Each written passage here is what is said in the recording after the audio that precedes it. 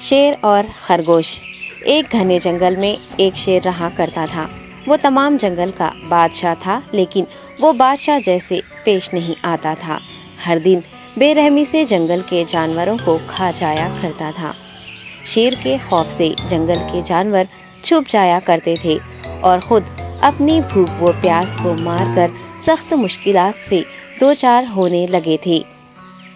اس طرح کچھ دن بعد جنگل کے تمام جانور ایک مقام پر جمع ہوئے اور شیر کے شر سے محفوظ رہنے کے لیے سب مل کر رائے مشورہ کرنے لگے۔ سب نے اپنی اپنی بات رکھی اور آخر میں ایک گیدڑ نے کہا، میرا خیال ہے کہ ہم روز شیر کے ہاتھوں مرنے کے بجائے ہم خود ایک بار شیر کے پاس چلے جائیں۔ اس طرح روزانہ شیر کسی ایک کو کھا لے گا اور ہم سب اپنی اپنی باری سے چلے جائیں گے اور بلا خوف و ڈر سکون سے زندگی گزاریں گے۔ گیدڑ کے مشورے پہ تمام جانور رضامند ہو گئے۔ ایک بندر نے کہا، ٹھیک ہے، تمہاری بات بالکل درست ہے۔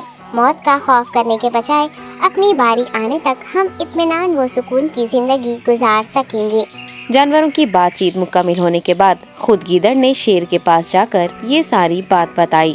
گیدڑ کی باتیں سننے کے بعد شیر نے کہا، میں بادشاہ ہوں، اس لیے تم سب کی بات مان رہا ہوں، لیکن ایک بات غور سے سن لو۔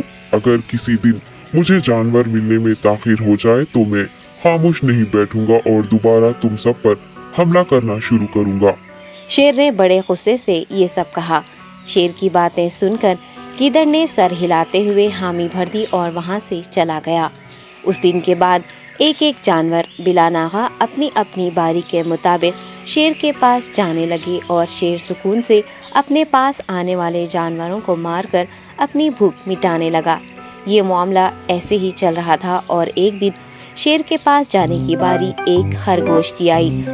وہ خرگوش بہت ہی ہوشیار تھا۔ اسے شیر کے پاس جانا منظور نہیں تھا اور اس نے اپنے ساتھی جانوروں کو بے رحمی سے مارنے والے شیر کو سبق سکھانے کی ٹھان لی اور ایک اچھی تدبیر نکال کر آہستہ آہستہ شیر کی گفا کے پاس پہنچ گیا۔ تاخیر ہو جانے سے شیر کافی غصے میں تھا اور خرگوش کو دیکھ کر غصے سے کہنے لگا، میں نے تم سب کو پہلے ہی کہہ دیا تھا، دیر ہو جائے تو میں خاموش نہیں بیٹھوں گا۔ تم نے وعدہ خلافی کی ہے، اس لیے میں جنگل جا کر من چاہے جانور کا شکار کر کھا جاؤں گا۔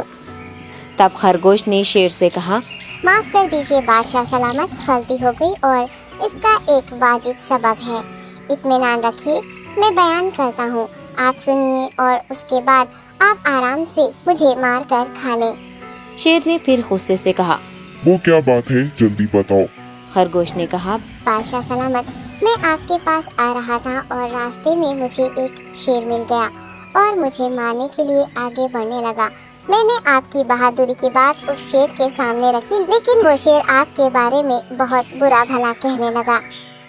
یہ سن کر میں نے غصے سے کہا، تم ہمارے جنگل کے نہیں ہو، ہمارے بادشاہ کے بارے میں ایسی باتیں مت کہو۔ یہ سن کر وہ شیر مجھ پر حملہ کرنے کے لیے تیار ہو گیا۔ یہ دیکھ کر میں نے کہا، تم مجھے مارو گے تو ہمارے بادشاہ تمہیں ہرگز نہیں بخشیں گے۔ تب اس شیر نے کہا، تمہارا بادشاہ میرا کیا کر لے گا؟ میں نے کئی ہاتھیوں کو اپنے پنجے سے مار گرایا ہے۔ تمہارا بادشاہ ہو یا کوئی اور ہو، میرے ہاتھوں بچ نہیں سکتا اور میرے سامنے کوئی ٹک نہیں سکتا۔ میں اسے ختم کروں گا۔ یہ سب بدتمیزی کرنے لگا۔ میں نے اس شیر سے کہا، تم ہمارے بادشاہ سے آ کر بات کرو۔ تب اس نے فخر سے کہا، میں کیوں آؤں؟ تمہارے بادشاہ میں دم ہے تو اسے ہی یہاں لے کر آؤ۔ یہ کہہ کر مجھے دبانے لگا۔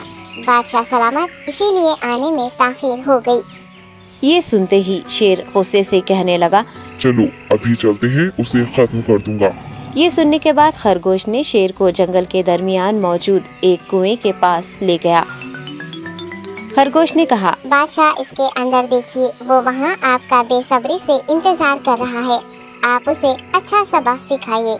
شیر غصے سے فوراً کنویں میں جھانکنے لگا اور زور سے دہاڑنے لگا۔ تب دوسری جانب سے بھی دوسرا شیر دہاڑتا ہوا محسوس ہونے